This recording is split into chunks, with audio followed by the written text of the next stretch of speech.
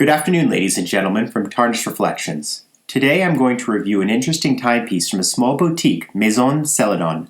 Maison Celadon originates from the dream of Benjamin Chi, a watch designer known on several watch-related forums.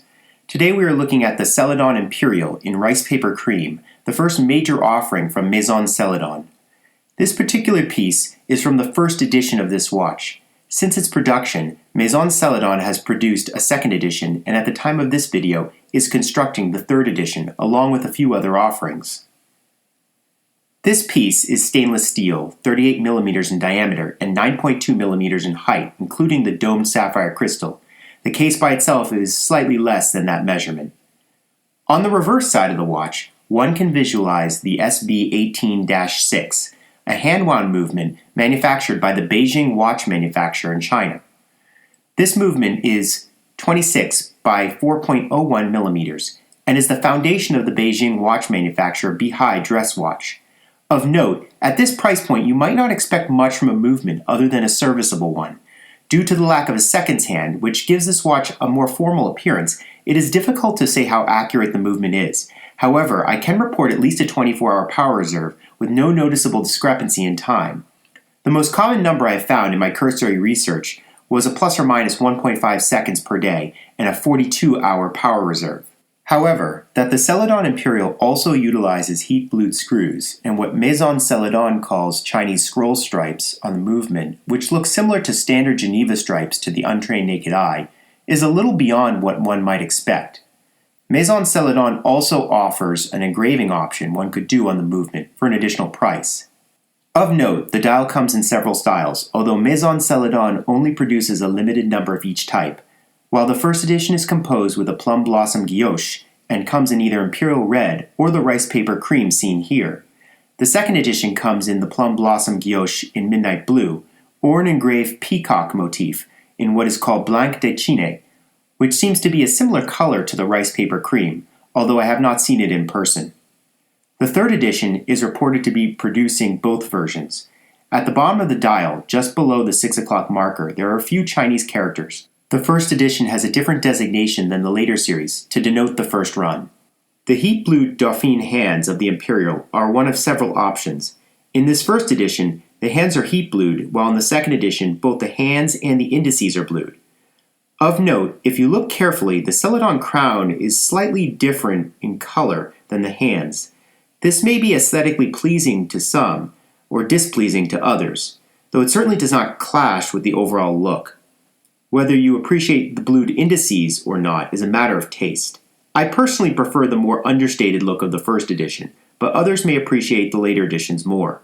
One thing I must mention is the strap. In many micro brands, even the major brands at this price point, the watch strap is almost an afterthought. However, here, there clearly has been much attention paid to this detail. The strap itself is branded, and clearly is a quality leather, following the Made in China with Pride motto of the manufacturer. There is a very clear attention to detail, as even the buckle has the seal on it, something you might expect in a watch at a much higher price point. If you prefer, Maison Celadon does offer custom straps in other colors and materials for an additional price. This piece is arguably Maison Celadon's classic business dress piece, and certainly their most promoted to date. From a distance or quick inspection, it may seem like a standard time-only piece, but clearly it has additional details setting it apart from many other watches. It is a little thick compared to some of the higher-end ultra-thin watches and does not have the functionality of watches with other complications. But that said, it is not something that would look terribly out of place in a business rotation. Like many watches intended for business or business casual wear, I would be hesitant to utilize this piece during any activity which carries a high risk of excessive water, impact, or debris covering it. At the time of this review, the only way to obtain one of these pieces is directly through Maison Celadon, located in Singapore. Communication via email has always been quick and precise, and thus far I have not heard of any problems or concerns with ordering from the company. My one major concern is with regards to servicing the watch. While I am confident that Maison Celadon will stand behind their work, as with many microbrands, there is some risk involved that should the company not exist in 10 years, when it is time for the watch to be serviced, there could be an issue. Thankfully, as the movement itself is from a larger manufacturer, if one can locate a watchmaker able to service such movements, this can be avoided. In the United States, however, many are not familiar enough with movements from China, as they have not been quite as popular as those from Switzerland, Germany, or Japan, and finding a watchmaker both willing and experienced enough may be challenging for some. While I am a proponent of the so-called micro-brands, until Maison Celadon I had yet to purchase one in part because of concerns I had regarding quality, dimensions, and aesthetics. However, Maison Celadon seems rather different in its attention to detail and quality in composing a piece well above its current price point. There are some reviews that might claim its quality rivals some upper-tier manufacturers. I am not so sure about that, but it is not a fair comparison either, given the Celadon Imperial is less than a fifth the price of an entry-level Rolex or Jaeger-LeCoultre. That said, there is a clear attention to detail, not only in the watch and the movement it contains, but also the strap and even the case it comes in.